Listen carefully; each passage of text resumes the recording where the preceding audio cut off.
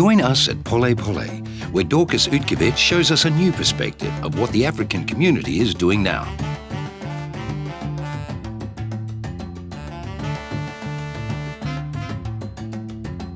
Hello Australia, welcome to our very first episode. I'm so excited to be here. This is Oz African TV. I'm Dorcas, and in the true African way, Polēpolē, right here in this gem of a venue, Polēpolē, in the heart of Melbourne City. I can't wait to show you around, but for now, let me tell you a little bit about what's coming up on the show. In the tent, I will be joined by the vibrant Saba Alemayo to talk about her love of African cuisine. Then I'll introduce you to our fabulous and talented resident chef, Chef Stolley. And as promised, I'll take you around Polēpolē and you'll get to meet Jeanelle, who is the co-owner of this beautiful place. And along the way, there'll be other fun bits, so stick around and let's get started in the kitchen. And now, introducing our resident chef, Chef Stolley. Hello. Hello. Welcome to Oz African TV. Yeah, we're glad to be here. Great. Now, tell me a little bit about your love of food. Well, food's just always been a part of my life. I started cooking commercially since I was 13, and now 27, and yeah, I've been loving it even more. It just brings people together, and I absolutely love being able to create moments for people. What's your favorite dish here at Polēpolē? I love making the Berbere Spiced Ribs. And I think that's what you're making for us today, isn't it? Yes, that is what I'm making today. It's become a favorite here at Polēpolē, and here I'll be doing a little bit of twist on it and serving it with some warm buffalo yogurt. You can cook with us by jumping on our website to download your recipe and shopping list with ingredients that you can buy from your local supermarket. Also, don't forget to let us know your thoughts about today's show on social media using hashtag OzAfricanTV, OzAfrica, and A New Perspective. Well, I'll leave you to do that and come back to check with you later on. But let's go to the tent to meet my first guest.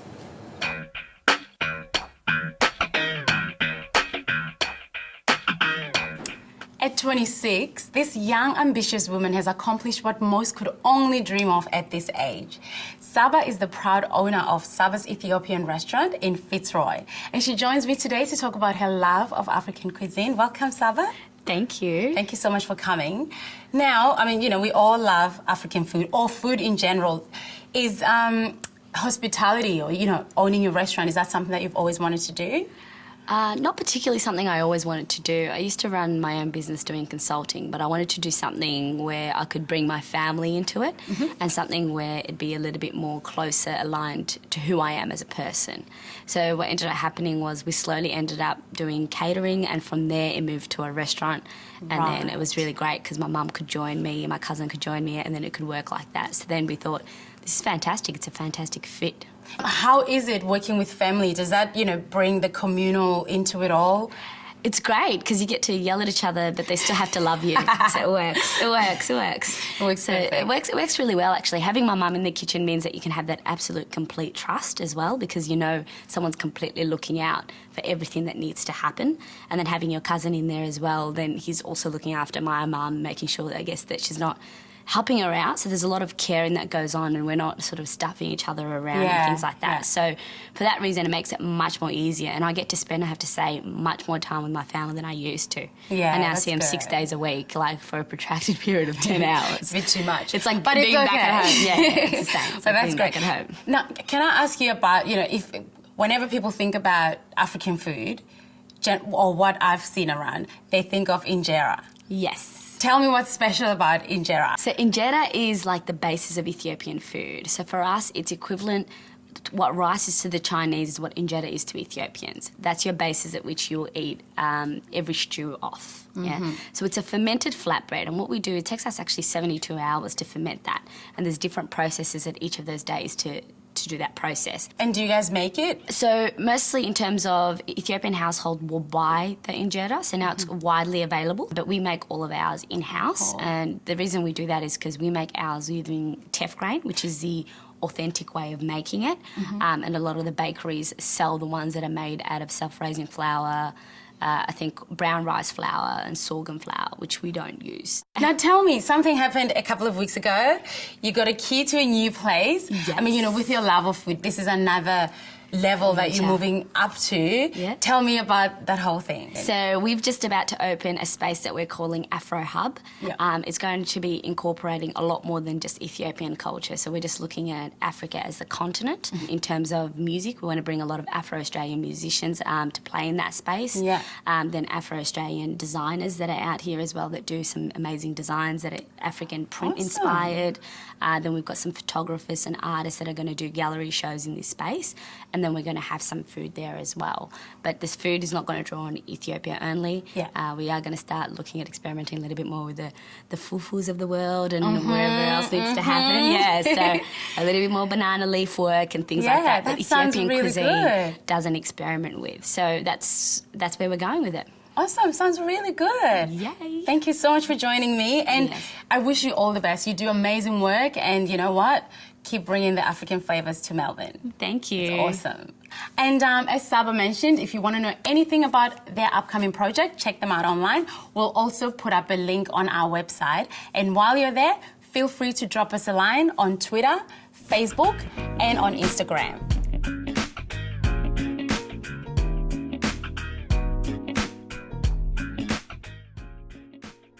Now, coming up next, join me as I stroll the streets of Footscray to find an authentic African cuisine.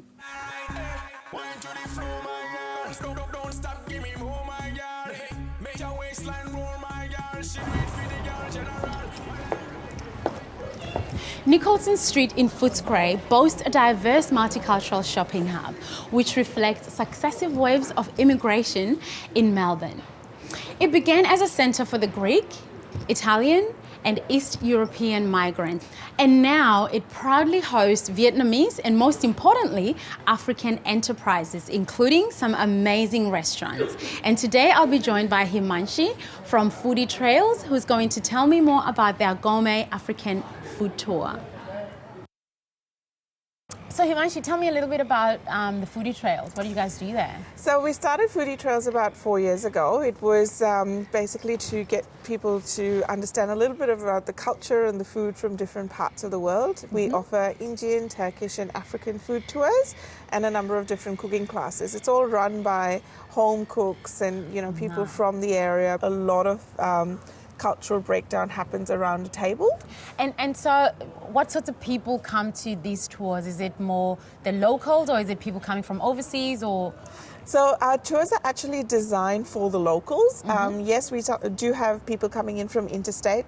It's not particularly marketed to the international traveller because it's more about Melburnians coming out and looking at what's in their backyard and getting a little bit more familiar and being a little bit more adventurous. It's only in Melbourne that you're so lucky to have such a diverse culture and so many pockets of good food around the different suburbs that you can explore and do things like what we do at Foodie Trails. Which is amazing. And do you, with the African tours that you do, which restaurants do you go to? So we predominantly run our African tours in Footscray because it has such a high density or high population of people of African origin.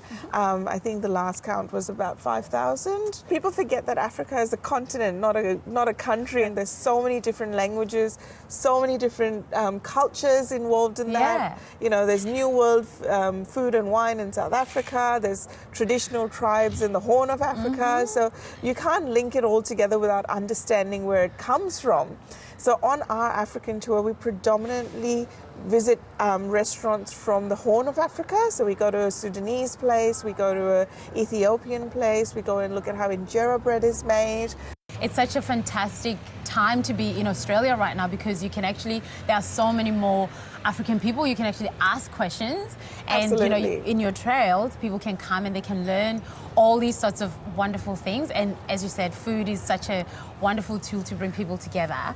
And do you have any particular favorite foods, favorite dishes that you've come across in the African trail? Well, yes, I definitely have my favorites. It is actually the most favorite out of all of the tours and classes that I run. I love the wots, the Ethiopian wots with the injera bread.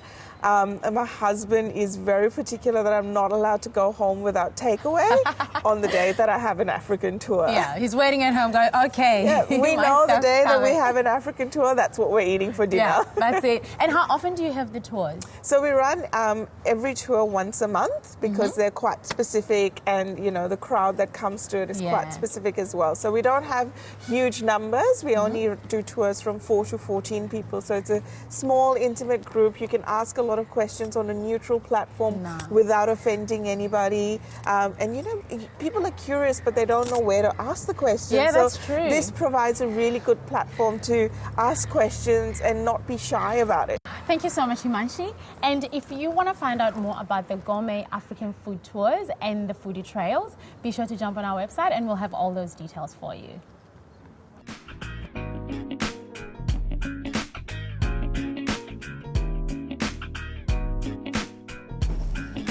Hey Chef, I'm just coming to check how you're going. Well, I've just roasted off the spices and now just grinding it down, and then I'm going to season the pork ribs with the Berbere spice. You can do this in a blender, but I love using a mortar and pestle. Yum. Well, this was just a quick check.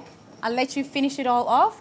And remember, you can cook with us by jumping on our website to download your recipe, as well as a shopping list with some ingredients that you can buy at your local supermarket. And now we're going to go upstairs to Glamp Cocktail Bar. Come along with me. Boy, it be magic, used to give me butterflies. Just like a magician, mesmerized, trapped in your eyes. Here we are upstairs of Polēpolē at the Glamp Cocktail Bar. Now, these bars do more than just service Melbourne's nightlife. They actually support some organizations doing life-changing work in Africa.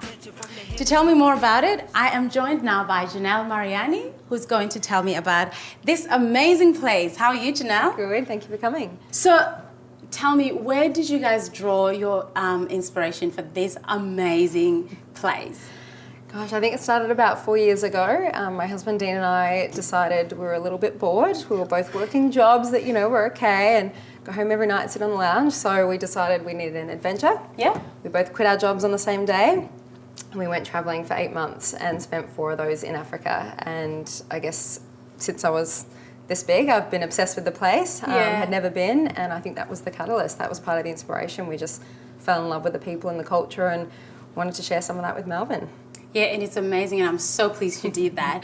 But now, you know, I mean, obviously both of you don't have any African heritage. No. And so what were the challenges putting this together and, you know, trying your best to obviously remain authentic so that when people come in here, they can feel like, you know, they can see your vision? Yeah, I guess the plan with the place was always to have a nod to the culture. Obviously, Dean and I aren't African, and people are quite surprised when they learn that. I was surprised when I got here.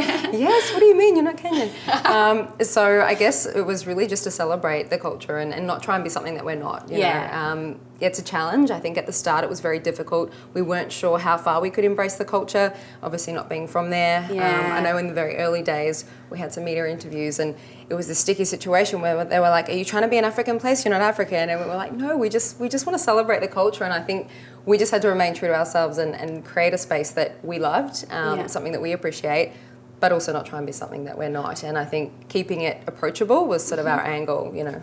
And what are some of the amazing things that people can do here? We have a theme night called All You Can Meat, one of the, which I know a lot of people appreciate, my husband especially. In Africa, a lot of meat eaters, and they love their meat. So we have a lot of ribs on the menu. We just feed you till you're full, and you get to try lots of different ribs. So that's one of the things you have to do here. If you're brave, you can try some game meat, so buffalo and ostrich and wild boar, crocodile, all sorts of things. You definitely have to come to a Zufari event. We have, every couple of months, we throw a themed party over both levels. Oh, wow. And really there's entertainment. We try and get a little bit of, you know, our childhood in there. We have face painting, but we just try and celebrate the culture a little bit more and throw some big parties. So definitely our cocktails are probably a highlight as well. So yeah, lots to do. I know that you've started working when you were, 19 years old? You've just been in the workforce. And do you still work on the side, or are you just full-time, running this place full-time? No, I have a day job. So yes. My husband and I, we have lots of passions, and this was a joint project of ours, so we invested a lot of our energy into it together. But also another passion of mine is charity. So I work full-time at Make-A-Wish. Yeah. And apart from being here in the early days, I don't work on the floor anymore, but we work on the business and the directions. Besides the charity work that you do with Make-A-Wish, you guys here are also involved with some charity work. Do you want to tell me a little bit about that? Yeah, absolutely. So I think the plan with opening the bar was always to have a vehicle to give back to some of the communities that inspired us. So we work with two organisations, YGAP, which basically are incubators for social change. They find entrepreneurs, or what they call impact entrepreneurs, within their own cities in some of the most difficult communities in Africa, and they give them resources and tools to scale up the work that they're doing. So they're already making an impact in their local communities, and their view is that we don't have the solutions, the locals have the solutions, so they support them. The other organisation we support is Women for Women in Africa, and they support Kibera in Kenya, which is the largest slum in Kenya. Yeah, wow. Well, congratulations on this amazing work that you do. Thank you. And I wish you all the best. And also, thank you so much for letting us use this space for Oz African TV. Thank you. Be sure to jump on our website to learn more about Polēpolē and the Glamp cocktail bar. But for now, I'm off to a coffee ceremony at Saba's Ethiopian restaurant.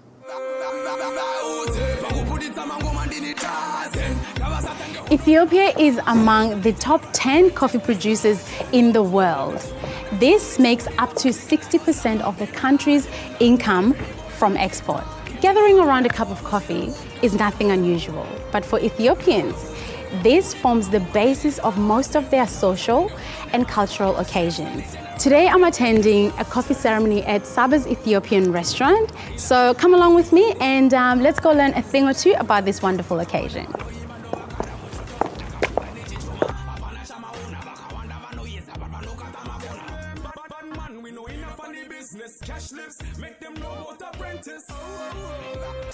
So I'm now at Saba's Ethiopian restaurant with Sebs, and Sebs is going to perform the authentic Ethiopian coffee ceremony. Yes. And she'll tell me what she's doing as she's doing it. And usually it takes about 3 hours to get everything going and to enjoy the whole thing.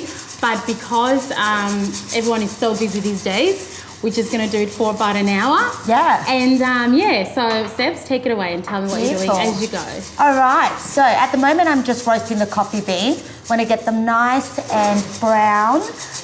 Once they're roasted, what we're going to do is grind them. And how long does it normally take before they're all brown? Not too long. I'd say probably about 10 minutes or so, to be honest. Yeah. The slower you do it, the better, because then you're getting an even texture to it.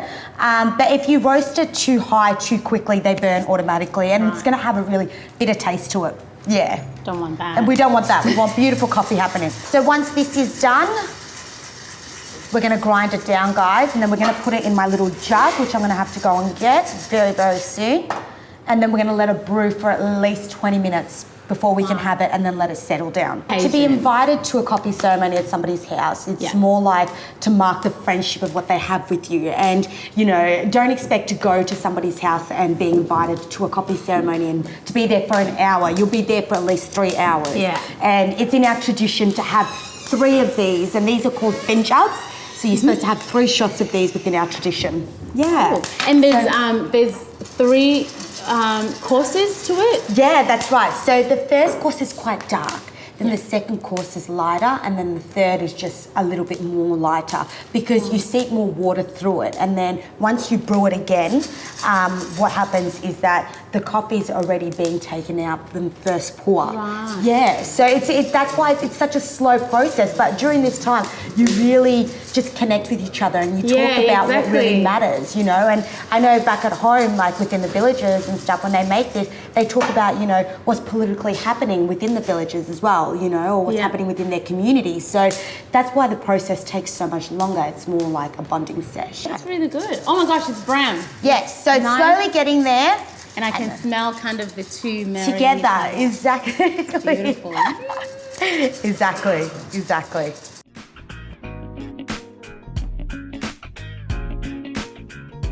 Now we've placed it in this jug. This jug is called a javana. We're going to let it brew for a little bit. Yeah, and then what's going to happen is all the coffee that's in there is just going to melt through with the water, and then it's going to drop to the bottom as the water rises, and that's what's going to give us our coffee. This is actually an onion bag, and this is our filter, okay, guys? Onion bag. Yes, Good yes. filter. It's a really good filter. That's going to catch all the coffee, so I'm going to pop that into the neck of it. And then when I pour it, all the coffee is going to drop to the bottom and the water's going to rise. Hence why we have to have such a long neck to it. Yeah, because if we had a short neck to it and we just poured, you're going to be pouring the coffee beans into the And you don't want that. No, we want a nice smooth taste to it. So this has been brewing for a little bit. Beautiful. And then as you can see, the smoke is coming out of it, which means it's just about ready. Yeah. And then I'm going to pour them into the little fin jugs.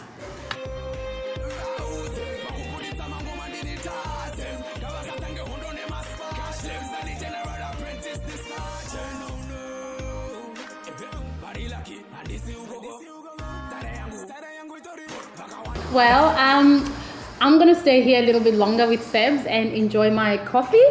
And I'll catch you guys back at Polēpolē. Thank you so much for being here with me.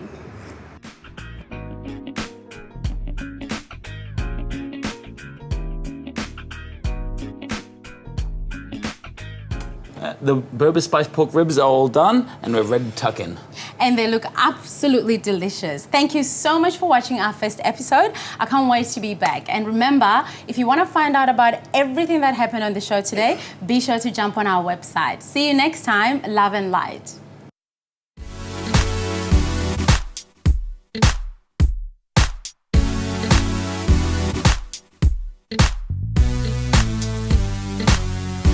Look at a body that's like 2 shots of Patron. 3 minutes of talking to her. Now I wanna go home. 5 different ways to love her till 6 in the morning. Let me get those 7 digits before you go and take away your good luck. What's the probability of you and I working on our chemistry?